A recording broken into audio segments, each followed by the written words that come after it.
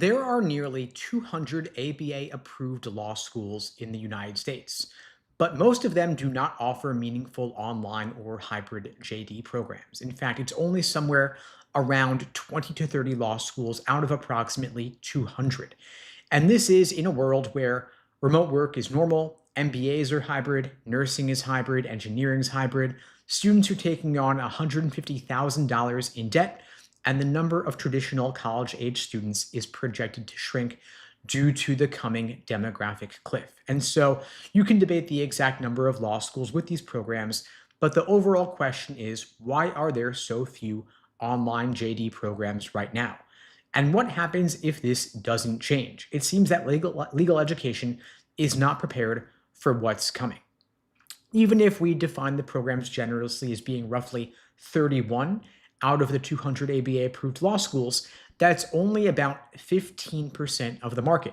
That means 85% of ABA law schools are still operating primarily in traditional in person models.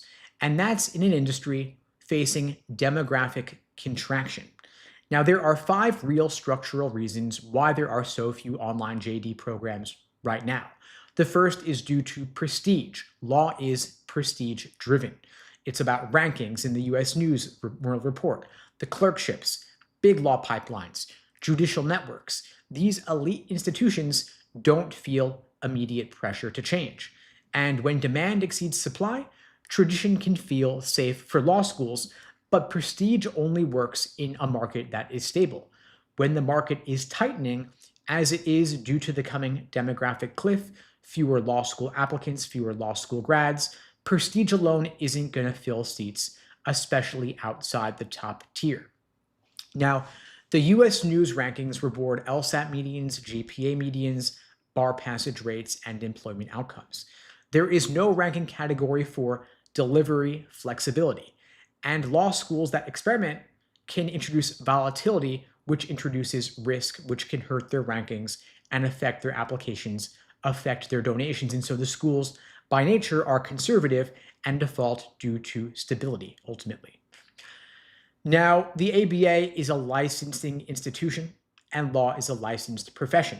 And the ABA historically limited distance education credits. Schools need variances and approvals to allow for online education. And those rules have loosened a bit over time, but the regulatory environment moves fairly slowly by design. The fourth big factor is the faculty. Law schools are governed by faculty, tenured professors vote on the curriculum, and online teaching changes how teaching is conducted. These institutions are built around the old school Socratic classroom model, and so they've got to make a cultural shift, a shift in their structure. The fifth big factor is the financial architecture.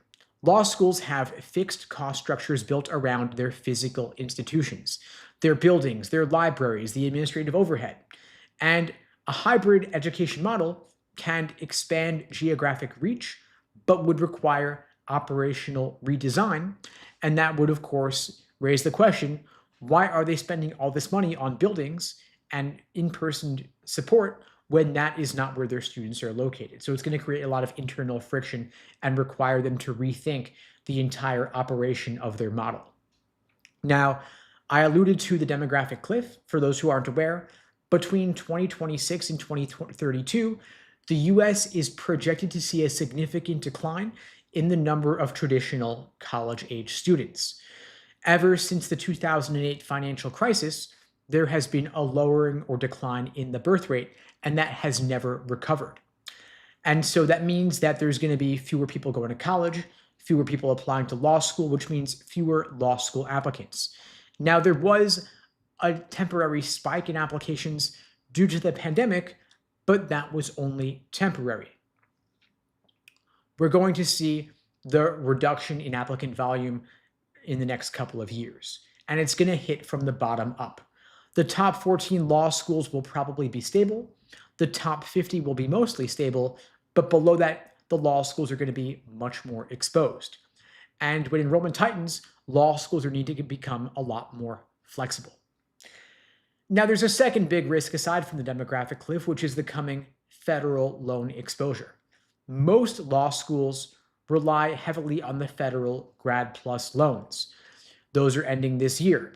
There's going to be a cap on how much law students can borrow, in fact, and how many grad students can borrow, of only $50,000 per year. And that's going to cause these tuition-dependent institutions to become a lot more vulnerable. Schools with lower overhead, more flexible delivery, and broader demographic reach are going to have more room to adapt. But schools that are dependent on physical seat filling have less room to adapt. They're going to have a lot more risk management to deal with. Now, we raised the question here, should there be more online or hybrid JD programs? I would argue yes, but only if the outcomes hold. Online legal education does not eliminate legal reasoning, doesn't eliminate bar exams. The question is not online versus in person. The question is, can law schools expand access without sacrificing bar passage rates and employment outcomes? Right now, hybrid programs disproportionately attract working professionals, military service members, parents, rural students, and career changers. Many of these people would not have attended law school otherwise, so this is expanding the applicant pool. But if this leads to a resulting drop in outcomes, in employment outcomes or bar passage rates, employers are going to become a bit more skeptical. Now, to bring this back to you, I want to leave you with 3 strategic takeaways from the rise of online JDs. First, remember that outcomes matter more than the teaching modality. Regardless of in-person versus online, we want to look at bar passage rates, employment outcomes, scholarship leverage, and debt-to-income ratio. That determines your return on investment, not whether you had 80% of your classes online or all of them online. The second big factor is that LSAT leverage becomes even more important. If demographic contraction, if a decline in applicants increases competition in the top score bands, especially 170 plus, scholarships are going to get tighter at the margins. Just a couple more points on the LSAT could lead to tens of thousands of dollars in scholarship money. And as schools experiment with delivery models, they will still compete fiercely on the medians. Your LSAT score remains your leverage now more than ever.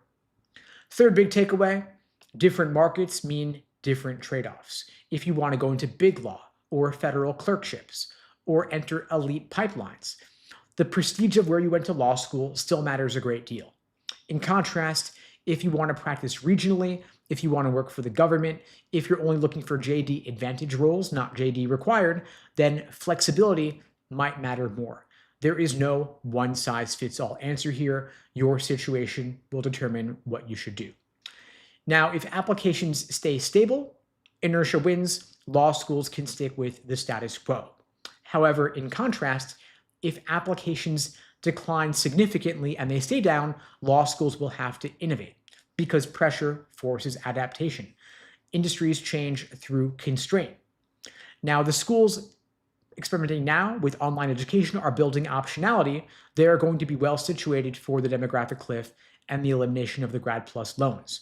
The schools that are waiting and are resistant to change are betting that things stay stable. Now, the next decade will reveal which bet was smarter. Now, if you're applying during this transition, you want to ask the better questions for your situation. Where are outcomes strongest? Where is my debt going to be lowest? Where is my leverage highest? And what kind of career am I targeting? Because this transition is happening whether schools move fast or not, and your job is to position yourself intelligently inside it. That is the real strategy.